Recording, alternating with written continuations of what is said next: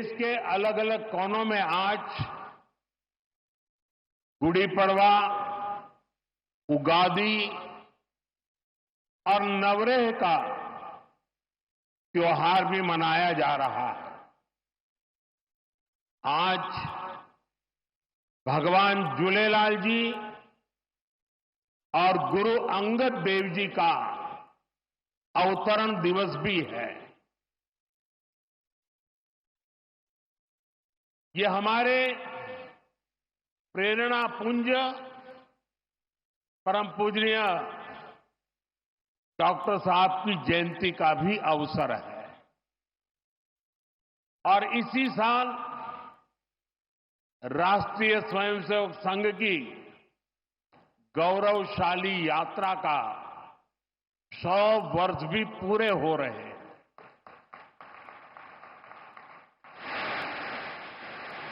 आज इस अवसर पर मुझे स्मृति मंदिर जाकर पूज्य डॉक्टर साहब और पूज्य गुरुजी को श्रद्धांजलि अर्पित करने का सौभाग्य मिला।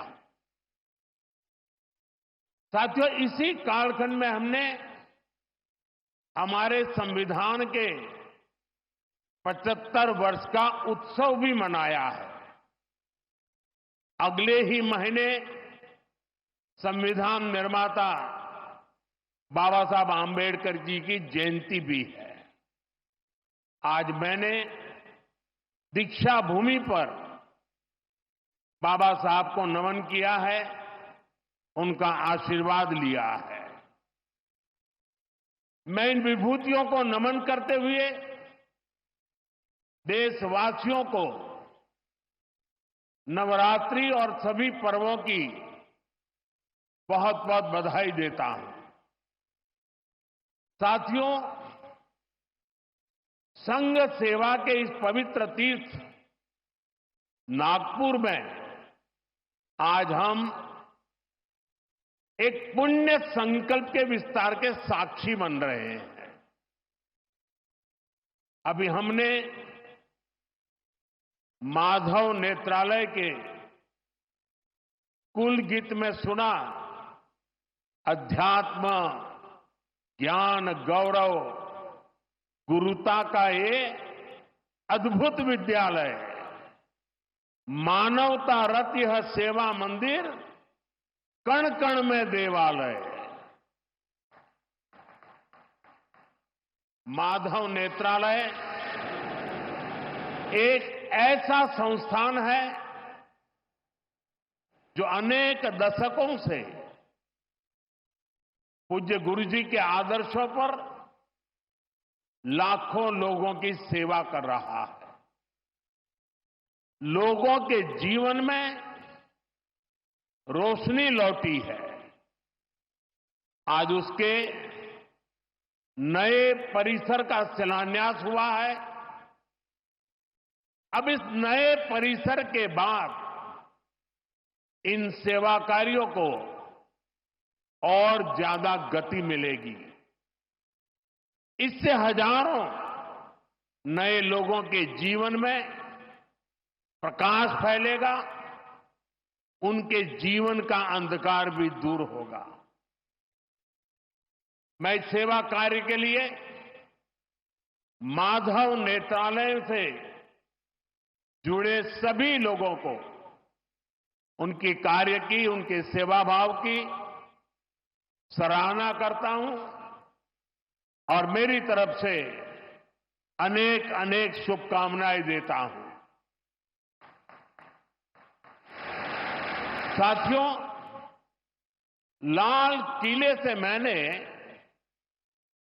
सबके प्रयास की बात कही थी।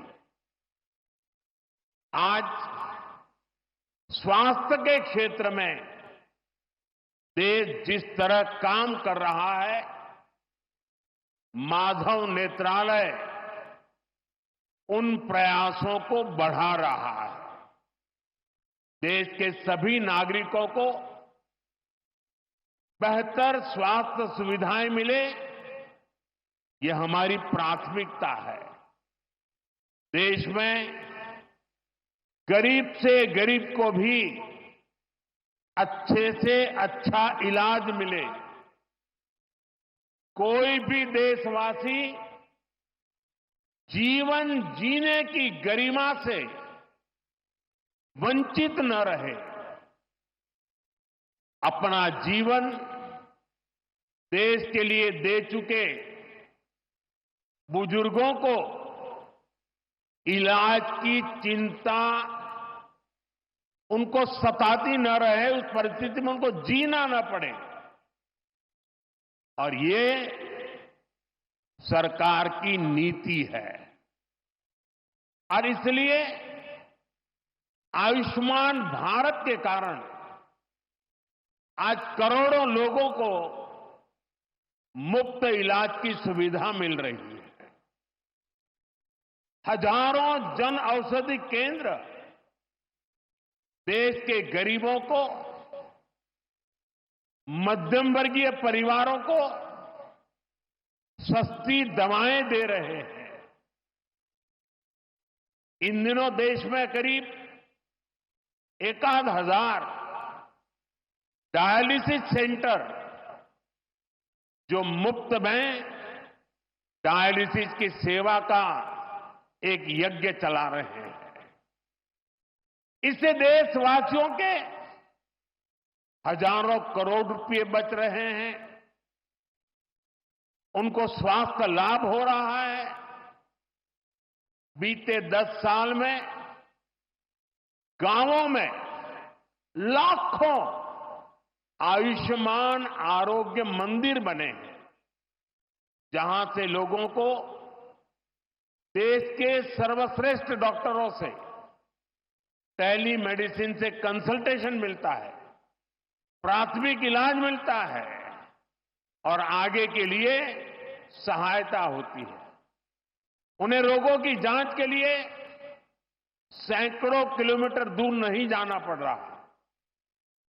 साथियों, हमने न सिर्फ मेडिकल कॉलेजों की संख्या में 2 गुना वृद्धि की है, लेकिन हमने देश में ऑपरेशनल एम्स की संख्या भी 3 गुना बढ़ाई है।